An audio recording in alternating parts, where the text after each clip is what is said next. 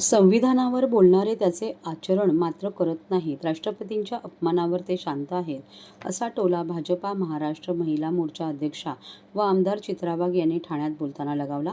त्यावेळी बोलताना वाघ म्हणाल्या, पश्चिम बंगालमधील प्रकार अत्यंत दुर्दैवी घटना आहे, त्याचा मी निषेध करते. राष्ट्रपती संथाली येथे आपल्या आल्या असताना जिथे मुख्यमंत्री ममता बॅनर्जी उपस्थित नव्हत्या, हा राष्ट्रपती द्रौपदी मुर्मू यांचा नाही तर त्यांच्या पदाचा अपमान आहे, असे वाघ यांनी सांगितले. रविवारी 8 मार्चला ठाणे भारतीय जनता पार्टी महिला मोर्चातर्फे महिला दिनानिमित्त महिला सुरक्षा आणि महिला कायदे याविषयी मार्गदर्शन कार्यक्रम वर्तकनगर असताना एखाद्या माणसाने माझा त्या ठिकाणी गैरफायदा घ्यायचा आहे, मी कधीच खपवून घेणार नाही. यावेळी मी त्याची केस करणार आहे. मी जो गुन्हा आहे तो त्या ठिकाणी नोंद करणार आहे. महिला अध्यक्ष स्वप्ना साळवी, नगरसेविका मृणाल पिंडसे आदी उपस्थित होते. यावेळी बोलताना चित्रा वाघ म्हणाल्या की येत्या काळात भाजपच्या पक्षीय वाढ होईल. जे या मुलींना त्रास देतात, जे या महिलांना त्रास देतात, त्यांना मतासाठी शिक्षा व्हायला लागते. आणि म्हणून या कायद्यामध्ये डॉक्टर बाबासाहेब आंबेडकर यांच्यामुळे तो मला असं वाटतं की या विषयावरती काम करणारी तज्ञ मंडळी असतील. मी तर जिथे जाते तिथे बोलतेच, पण मला आज अपूर्वालाही सांगायचंय की अशा वेळेला आपण काय करू शकतो याची नोंद जरी मला बनवून पाठवली तर निश्चितपणे आम्ही आमच्या स्तरावरती सरकारी सरकारी क्षेत्रात नोकरी जाण्याचा धोका कमी असतो, पण खासगी क्षेत्रात क्षेत्रामध्ये फार्मास्युटिकल क्षेत्रामध्ये अशा पद्धतीने पॉश ऍक्टची अंमलबजावणी आहे.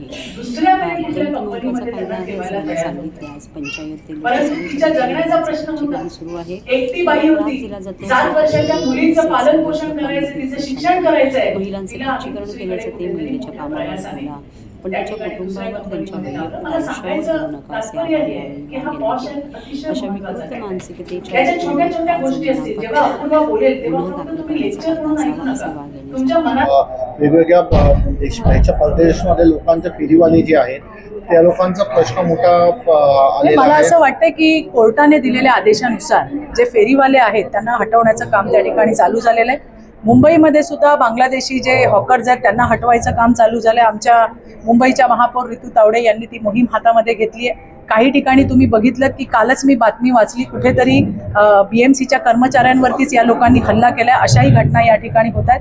परंतु बेकायदेशीर अशी जी लोकं त्या ठिकाणी आहेत त्यांना हटवण्याचं काम हे त्या ठिकाणचं प्रशासन करतंय आणि निश्चितपणे येणाऱ्या दिवसामध्ये लोकांना दिलासा मिळेल अशा पद्धतीचं काम हे सगळ्याच महानगरपालिकेमधून होताना आपल्याला दिसेल. अधिवेशनामध्ये डिजिटल बाल सुधारगृह हा विषय मांडतात, तर त्याच्यापुढे काही तुम्ही डिजिटल बाल सुरक्षा धोरण ही आजची गरज आहे. आपण पाहतो की मुलं काय पाहतात किंवा काय नाही, किंवा मला असं वाटतं की पालकांनी त्यांचं पालकत्व हे कळत न कळतपणे त्या मोबाईल्सला देऊन टाकलेलं आहे आणि त्यामुळे मुलांची किती पद्धतीचे क्राईम्स आपल्याला होताना दिसत आहेत. छत्रपती संभाजीनगरमध्ये काही मुलांनी, छोटी मुलं आहेत ती, मला वाटतं काही 11 वर्षाची वगैरे मुलं असतील, त्यांनी त्या दुसऱ्या मुलावरती अत्याचार केला. काही आपण बघतो की गेम्समध्ये इतके वाहत जातात की त्या मुलींनी आत्महत्या केली. अशा घटना राज्यात आणि देशात वाढताना दिसत आहेत आणि म्हणूनच मला असं वाटतं की अशा पद्धतीच्या विधेयकाची गरज आहे. थँक्यू.